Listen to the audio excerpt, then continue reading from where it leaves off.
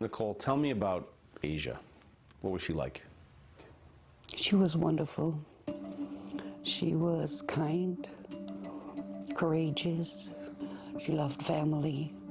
Everybody that met her was impacted by her. If you were loved by Asia, you experienced a special love.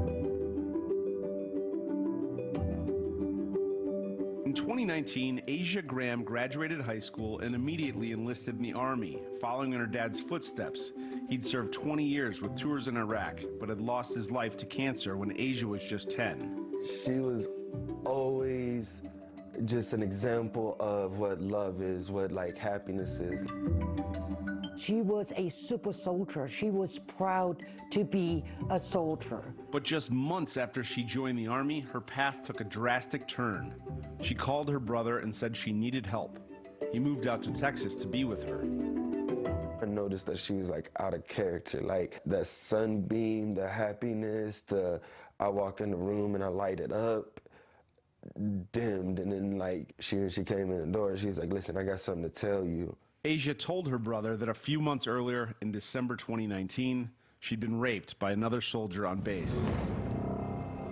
So when she said it, she tried to say it in a strong way, hey, this happened, but I'm about to get everything right.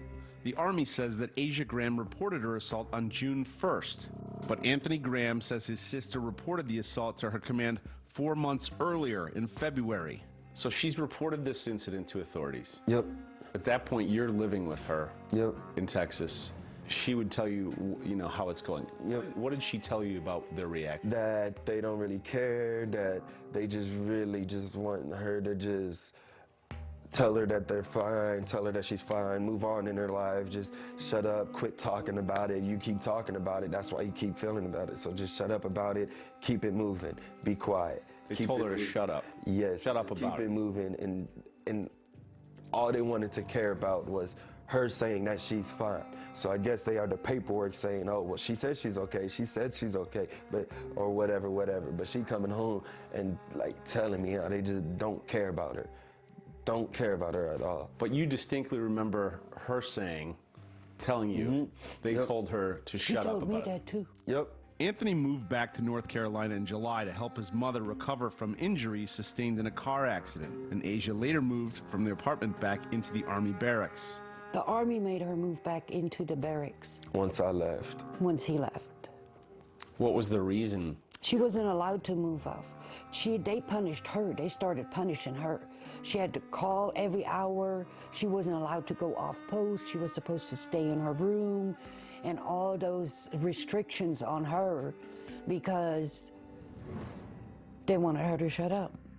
Retaliation for reporting sexual assault in the military is very real. According to the Department of Defense's own records, 64% of soldiers who report sexual assault are retaliated against. She started self-medicating. She started being drunk more.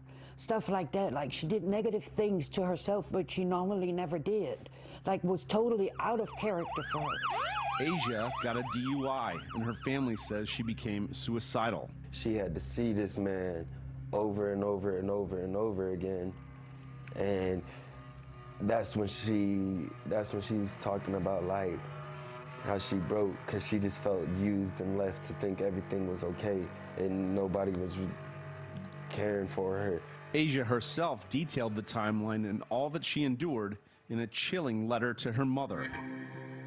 I reported it in February. I told my NCO sergeant. After that, I started to hear myself being talked about. All they cared about, the Army doctrine and cover up themselves. I was really asking for help. He lived right down the hallway from me, so getting out of my room every day, knowing I might have to see him and speak, I got an apartment. They made me move back on post and restricted me to my company area. I just feel mistreated, and I reported it in February, and I just now got intensive outpatient therapy, when I've been asking for therapy and guidance for the longest. I never was like this, and I've been asking for help, and my rapist still gets to walk around in the unit, and it's so crazy because it's really feeling like I'm never going to get my peace. I just feel stuck in the system, just waiting for an answer. I want to be heard, and they are not hearing me.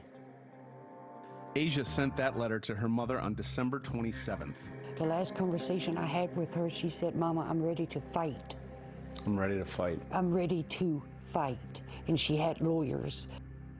3 days later, on New Year's Eve, Asia Graham was found unresponsive in her barrack at Fort Bliss. I can't focus, I can't concentrate. All I want is my daughter back. The autopsy has not been released, but the Army says it remains under investigation, though they do not suspect foul play. Asia's family feels the Army didn't do enough to protect I feel her. like they are not trying to do nearly as much as what they need to do in order to fully get justice for my sister. No, they're trying to cover it up. They're just trying to sweep it under the rug and keep it moving, and I'm not allowing that. Here again, we have an unprotected young service member that trusted the process and reported her sexual assault, and now she's deceased. Amy Frank is a sexual assault advocate for the United States Army. The Army hired her to help soldiers who report sexual assault and harassment navigate the process and help protect their rights. You've looked at Asia Graham's case, you've spoken to her family. What, in your experience and your understanding of her case, happened here? Well, the most horrific thing is that she was continually told, allegedly by her company commander, to shut up about her rape, that she was coming into constant contact with the alleged offender and told to stop talking about it. That's horrifying, that she was basically pleading for help and told, "We don't want to hear about it, just keep moving along." She reported the assault according to her family and according to her own text messages. And what should have happened? Safety and risk assessment first. Separating the service members to ensure that they don't come into contact, and creating a safety plan to ensure that there is a clear plan of action, that if the separation fails, that the victim knows what steps to take and where to go, and the command knows what their responsibility is and how that they can further protect the service member. If you have a soldier that continues to come in contact with their alleged offender and they're seeking behavioral health care to the point where the behavioral health professional thinks that they need to be on psychotropic meds, her safety and risk factor should have been reassessed, and they should have stood up what's called a high-risk response team to protect her and to give her some security. So I question if that was ever done. The Army declined to be interviewed for this story. They have yet to answer a number of our questions, but say a military protective order was put in place, an investigation was conducted, and charges were preferred against the alleged offender on October 22nd. Amy Frank says the Army suspended her when she reported some of her findings up the chain of command. I'm sure it would be much easier for you in your current role not to speak out publicly, and yet you've decided to. Why? Because I can't continue to sit quietly knowing that the process is harming the service members to the point where they're languishing in such sorrow that they are committing suicide and are not protected. They trust the process, and the process is harming them.